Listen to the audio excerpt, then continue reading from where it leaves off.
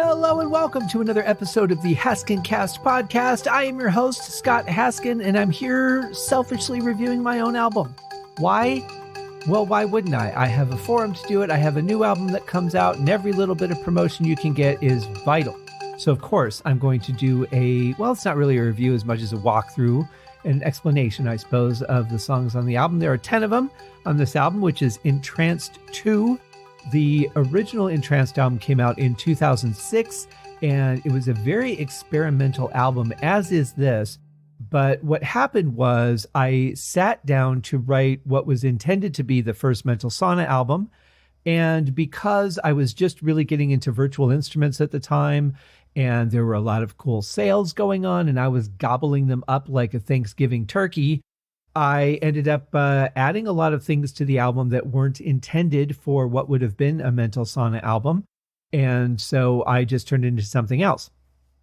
Now, some interesting memories that I have with that are I had just moved into a new apartment.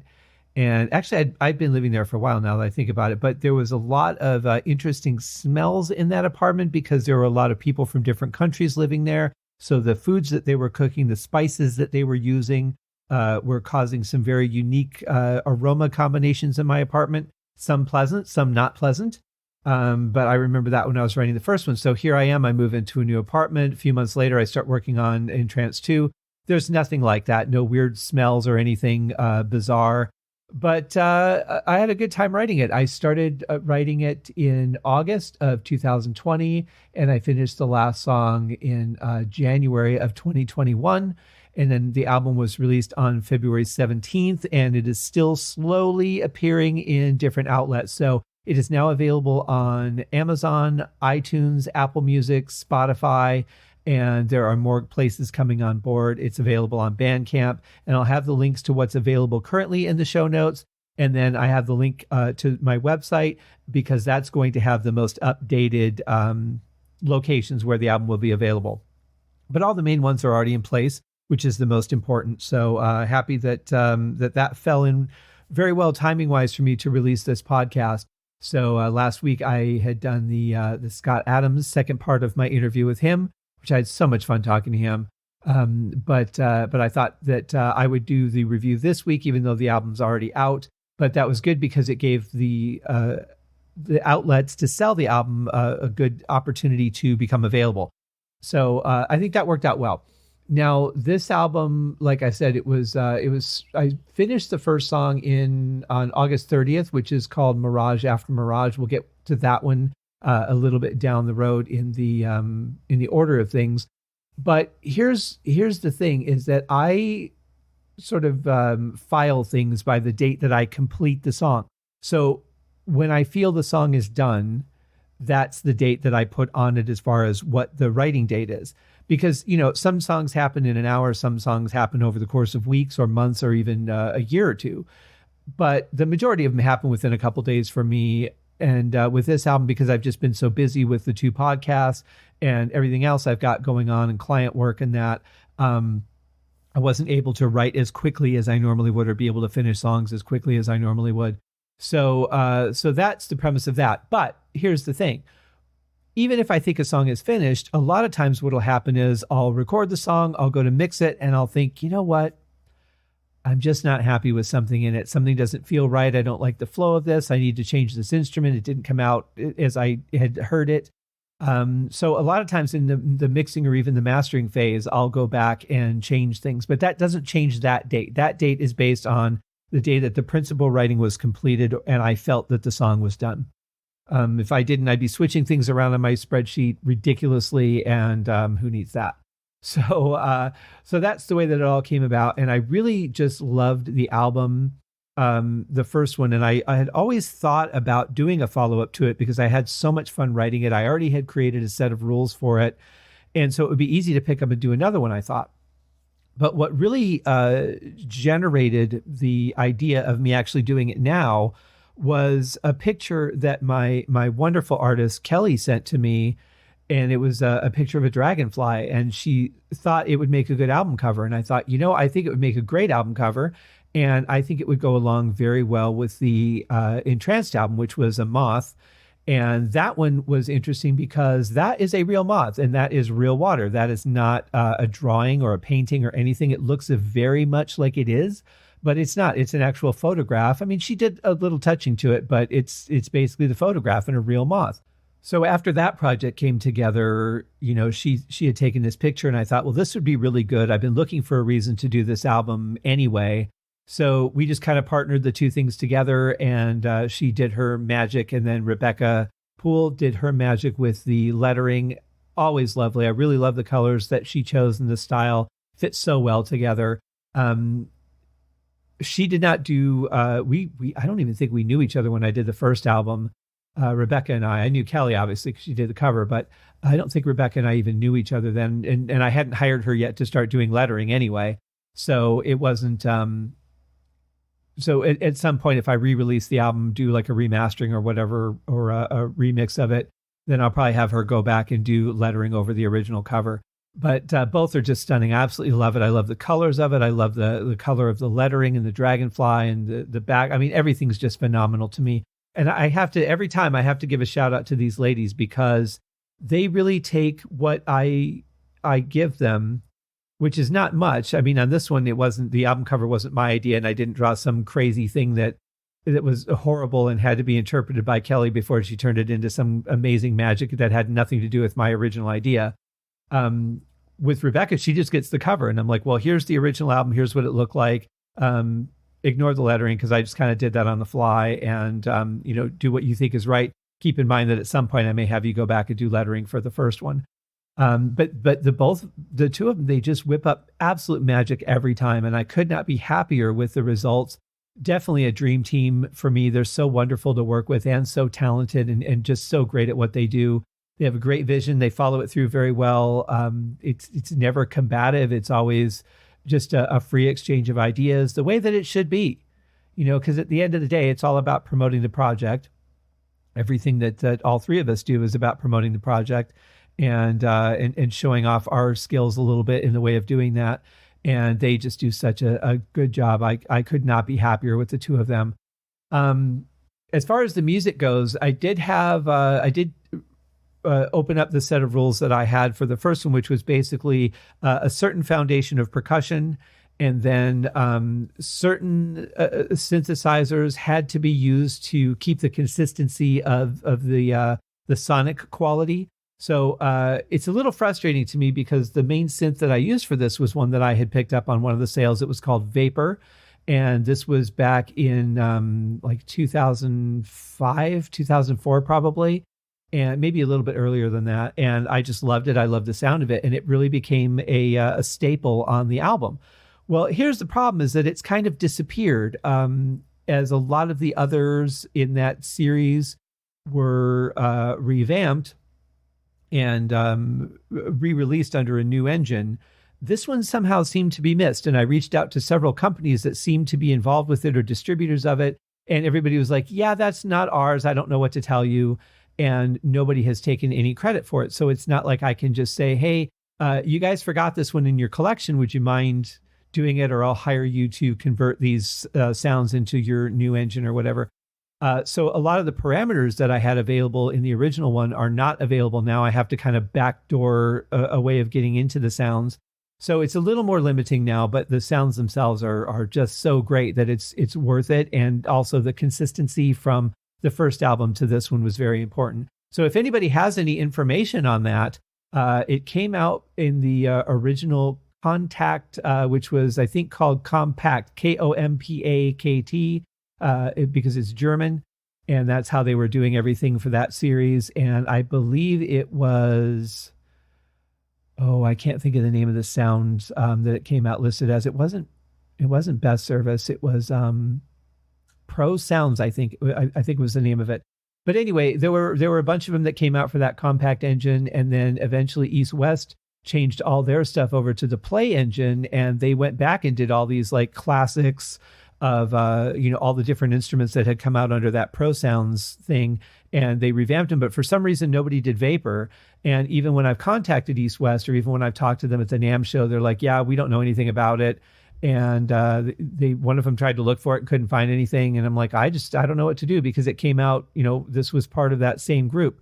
So it's really weird to me that the one that I care about the most seems to be the one that's has the most controversy and is just missing. So I still have the old compact version, but that compact engine doesn't run the same in the newer versions of Windows and all that. So anyway, the whole thing is weird. I have to backdoor it, but it was worth doing because that really creates a certain part of the atmosphere for the album. Now, of course, I've used a lot of other stuff on here. I've used some stuff from Zero G, which I love, and God, they just make some great libraries. The percussion, most of it's from East West, but it is a little frustrating. But I found some really nice sounds to use on this, and some really nice things to blend together. The other thing that I used on this was an engine by a company called, I hope I'm pronouncing this right, Insusero. I think that's right. If it's not, I apologize. But they have a really nice dual sound engine, and you have a lot of abilities to control how it sounds. And so I blended a lot of that into these pieces as well. Just a lot of fun, And then in the end, for the last song, which we'll get to obviously last, I started experimenting a little bit with the new Zero G vocal engine, and I put some vocals into the last song, which I really loved. At first, I thought it was going to be really limiting, but it's actually not. I found some things that just worked perfectly for the song. At least as far as I'm concerned, it worked perfectly for the song. So the first song is actually Beyond the Gates, which was the fourth song that I wrote for the album. And here is a bit of that.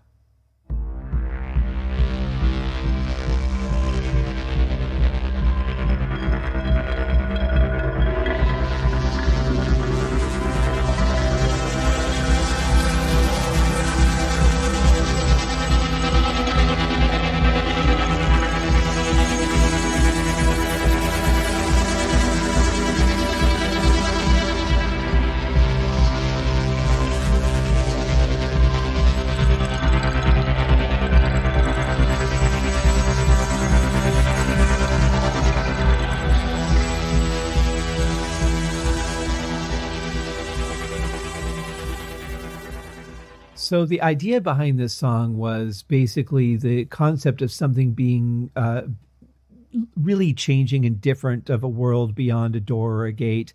And visually, I was kind of picturing the gates of Mordor in Lord of the Rings, the Peter Jackson movies, because they were just, on the other side of it was a completely different world from this barren wasteland that was on their side of the gate.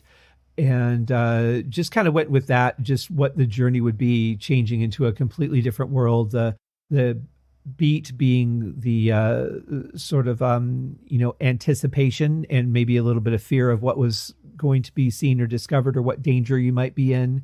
And the whole album concept is really about the journey home. And from wherever you're at, wherever you've ventured out to experience life, and at some point you're going to come back home and find that safety and regroup and venture out again. And this is really what the album is about, that journey and a lot of the dangers and different things that you discover along the way. So obviously, much more exaggerated lands that you would just find normally. Like, let's say you move out of state and go to college or whatever, and then you come back home. If that's the journey that you're taking, obviously the landscapes aren't going to be so extreme and weird and intense. They're just going to be other cities and countryside or whatever is between point A and point B.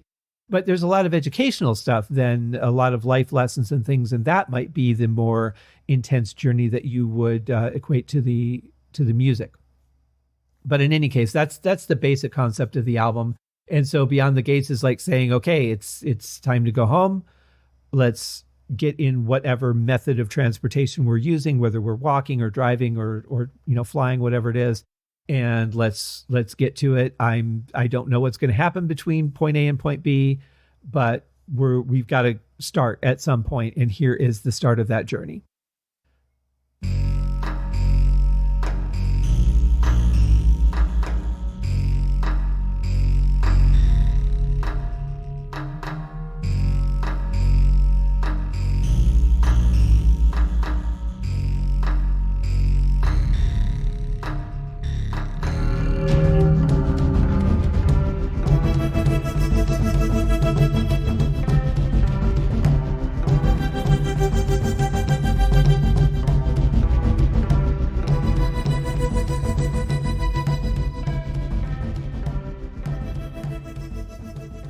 Encounter was actually the last song that I wrote for the album. I was working on a couple of different ideas and I decided to ditch one of them and pursue this. I don't think the other one was really complementary to the album, so I didn't pursue it. Maybe someday it'll get used for something else. I don't know, but this song was the idea of, okay, so you're on the journey, you're settling into it, you're accepting the length of the time it'll take you to get to the destination, you're sort of mentally preparing, and then you come across, something that is your first challenge sort of thing.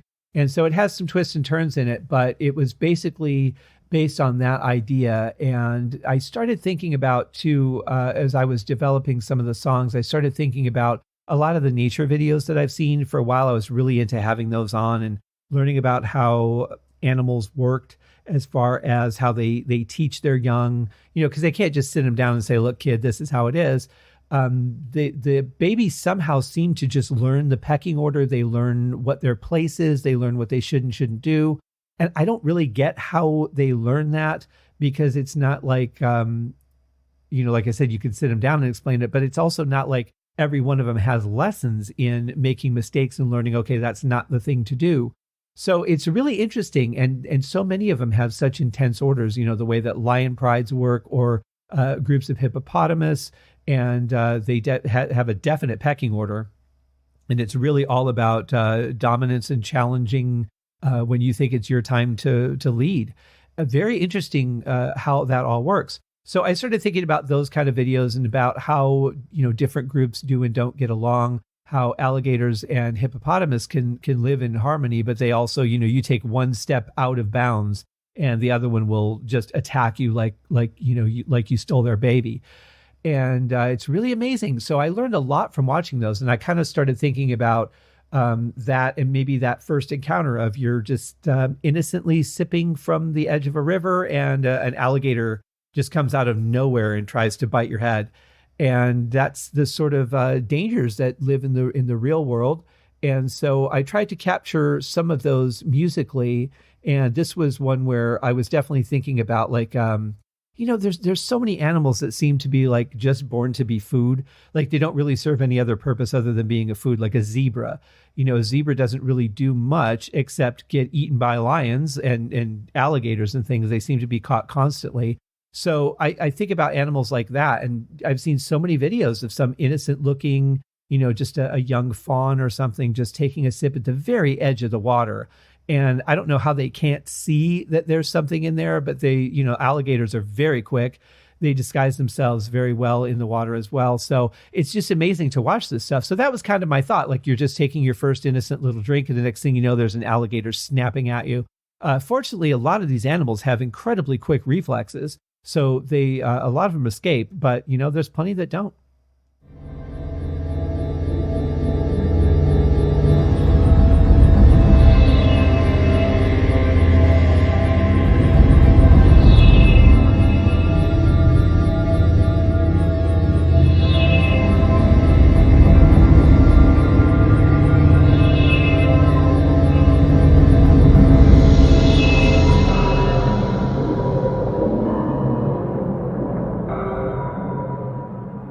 Dystopian Landscape was actually the second to the last song that I wrote for the album. So this would have been the ninth in the order of writing. I felt that there was something kind of missing from just a part of the journey that's just, lots of countryside and nothing really interesting happening, or just kind of a barren wasteland, and discovering what secrets and adventures that it holds.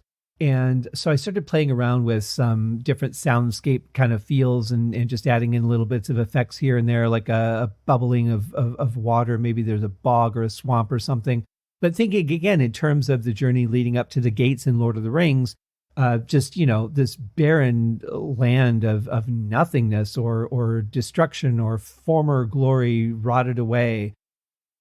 The concept of just all these strange places that you might see in a journey like that, especially if you're not driving on the road, you're traversing through just whatever land you need to go through to get to that point. And the song was really just born of that. When I first started working on the album, I would just write whatever felt right. And I didn't want to come up with names because I hadn't really shaped what I wanted the album to be yet. So at the beginning, everything was just like 1, 2, 3, 4. And then as things started to come together, I started naming the songs. And then once, I was like, I know I want this one to be third. I know I want this one to be second or whatever. I would just kind of notate that. And then I would listen to them in that order every time I listened back to things to see if it really felt right. And this being one of the last that I wrote, I actually felt that it was much better in this position because things are still early in the journey. There's a lot left to be discovered and a lot left to happen. So I thought, a nice little gentle reminder of how crazy the world can be would be perfect in the number 3 slot.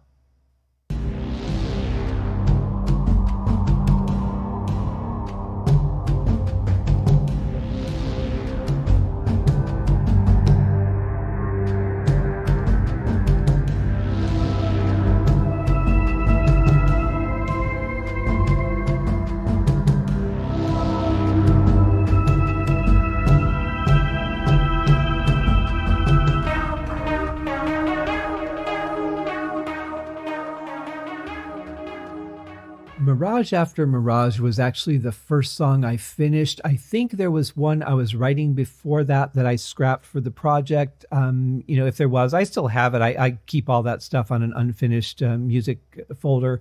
But I think that was either the first or the second idea I had, but the first song I actually finished that ended up on the album. And it's just that idea of, finally thinking that you found an oasis, that you found a resting point, and then it turns out it's really not. And then there's the next one you're like, oh, okay, well, there it is. Nope, that's not one either. Okay, well, this one's got to be it. Nope, that's not it. And you're getting tired and you want to rest and take a break and eat or whatever. And just really the concept of that.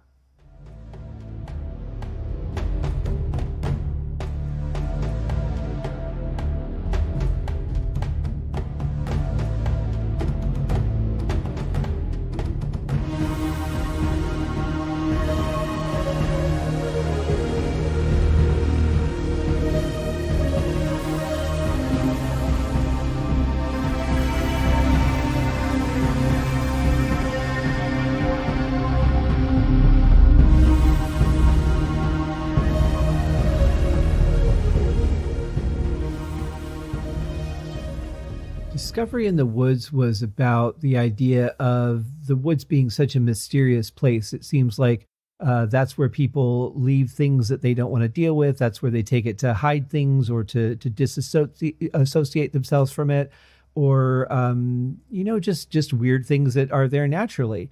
And I had that idea, and the idea was kind of digging into, do you really inspect it? Do you stay away from it and ignore it? Do you dig into it to find out what it's all about? There's so many things, so many dangers, a lot of decisions that need to be made. And really just kind of is curiosity going to win? Is self-preservation going to win? Just saying, play it safe for your own safety. I don't know.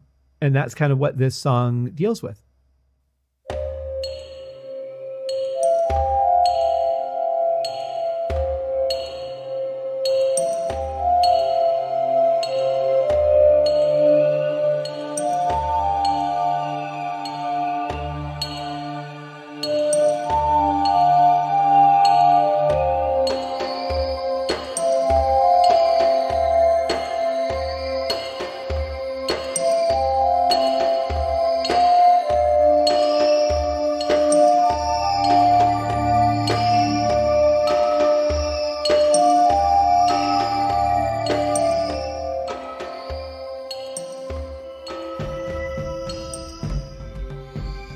ILYBSL is an acronym, which I won't reveal here. Maybe somebody will figure it out someday.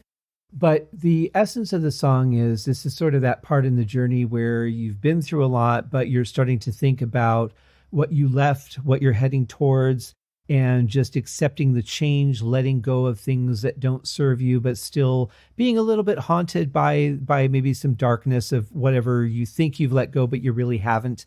Because it seems like we do that a lot. We seem to say things like, oh, I've dealt with that. It's all in the past or whatever. But It's not, because we've not really let go of all of it 100%, even if it's subconsciously. There's little moments that will creep into your head. There's arguments that you'll have, with people in your past that didn't happen, but you're just kind of playing that out. And that's all signs of the fact that we really haven't let things go. So that's basically the idea behind this song is just kind of trying to find ways to accept whatever we're leaving and get ready for whatever we're headed to. And it's a little more relaxed, but with just a touch of darkness to just further that point a little bit.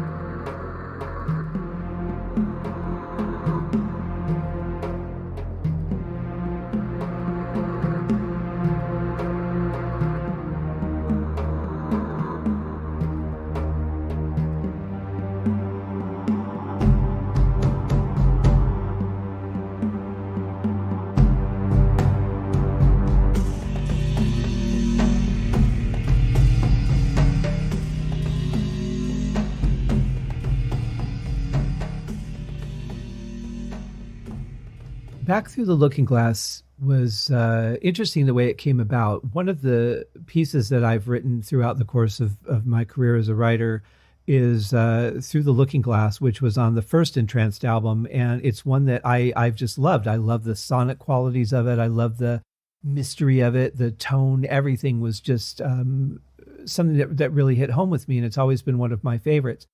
So as I was piecing together this album, this is actually... can't remember where it was in the way that I wrote it. It was actually number 6, I think, and it appears on the 7th position in the album. But the way that I was doing it was I had my foundation of percussion. That was my template. And then I loaded in certain instrument groups that I knew I would want to work with, like in Sussurro and Vapor. And while I was playing through some of the Vapor sounds, trying to find ones that I wanted to use for the next song, because I would pick all the sounds, and then I would, add them into the template, make my track sheet, and those would be the sounds. Like whatever I was going to do, that was my stock sounds for the song. And that was part of the challenge, was to make a song from those sounds. Now I could interchange sounds here and there. And if it needed more, I would add some. If one just didn't work with the direction that the song ended up taking, I would drop it. But basically that was always the challenge. And that's the way I wrote the first album. So as I'm playing through the different sounds in Vapor, trying to find one I want to work with, I came across this sound, which was the sound that I used in the original song, Through the Looking Glass.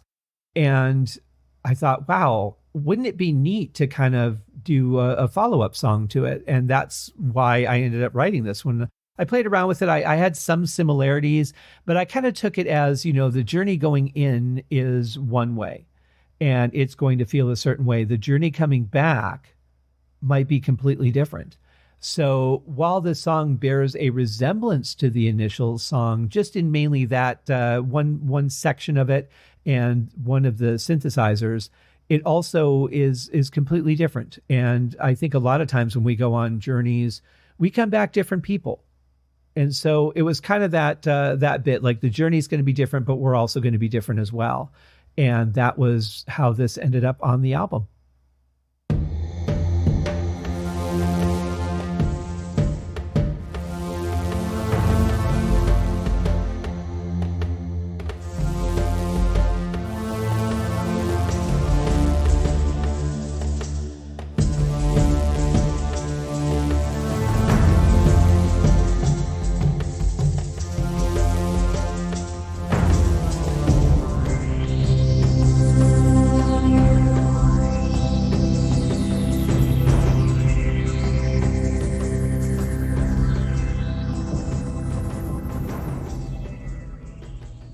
So the next two songs really deal with the same sort of theme, but from two different perspectives. So this perspective, Crossing the River, again, if you've ever watched videos of what it's like on the Serengeti during the wet season, you've got these animals are migrating from one destination to another for the next season, and they have to cross the Serengeti. Now, the Serengeti is a very dangerous place, especially this time of year, because it is feeding season for crocodiles and alligators and pretty much everybody. But those are the guys that live there, and they're just waiting for different animals to cross in groups. A lot of times you'll see Zebras especially. So zebras was kind of what I was thinking of for this example, although there's plenty of animals that go through the same thing. But zebras are, they'll stand at the edge and they'll look around and they'll try and scout out whether they think it's safe. But at some point, they're just going to go for it. They got to get across that river.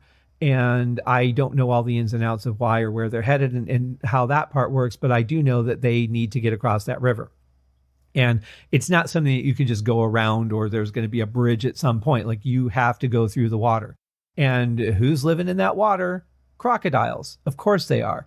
And they're very selective about how they hunt which one they're going to go after. And we'll get to that in the next song. But basically, this is kind of the anticipation of, oh God, all right, this is going to suck. We're not all going to make it, but we got to do it. So pick your shot and go. And just that anticipation, that build up, that fear, that determination, all those things rolled into one. The adrenaline. I don't know if zebras or other animals have adrenal glands the way that we do, but there's got to be something similar to that, I would think. And just all of that rolled into this song, the emotions, the ups and downs, the, you could be terrified, but you got to do it anyway kind of thing. And that is how this part of the adventure came about.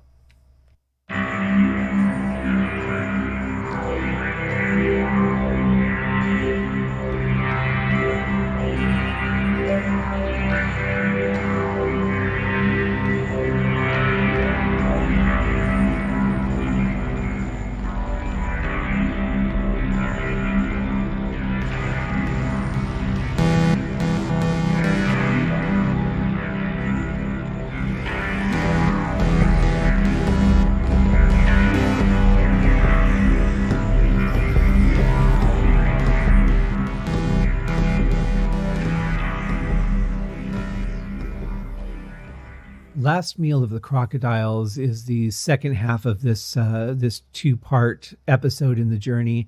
And this is really told from the crocodiles' perspective. They're just in the water. They're hiding. Sometimes they don't hide as much as you'd think that they would because there's so many of them that they don't really need to hide under the surface and surprise anybody. They'll wait, but they'll pick.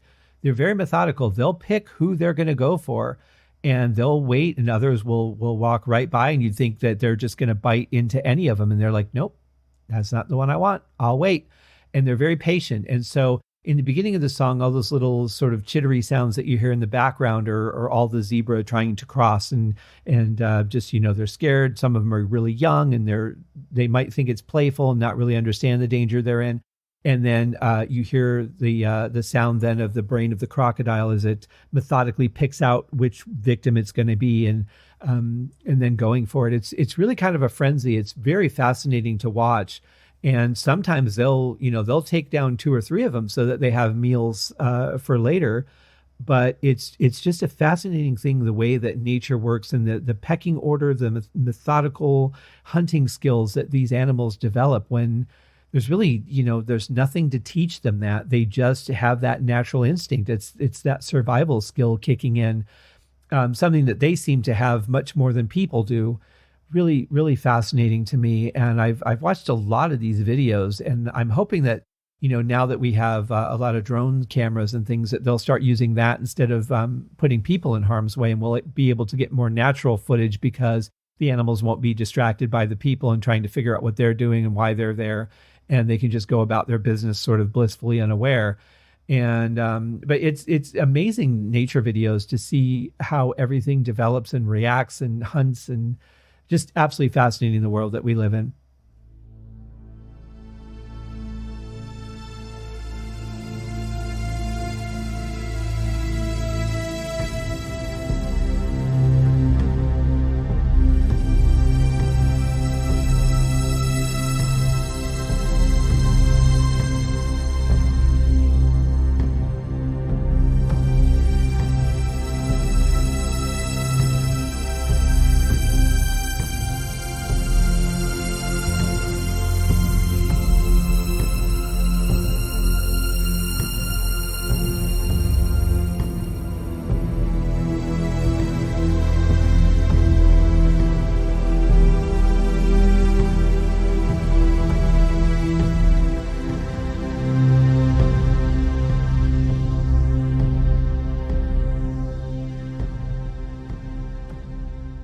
There's that part in every long journey where you're tired, you're exhausted, you don't really have anything left, and you just want to be home. And you know that it's not far, it's on the horizon, and you just want to get there. You want to be done with this trip.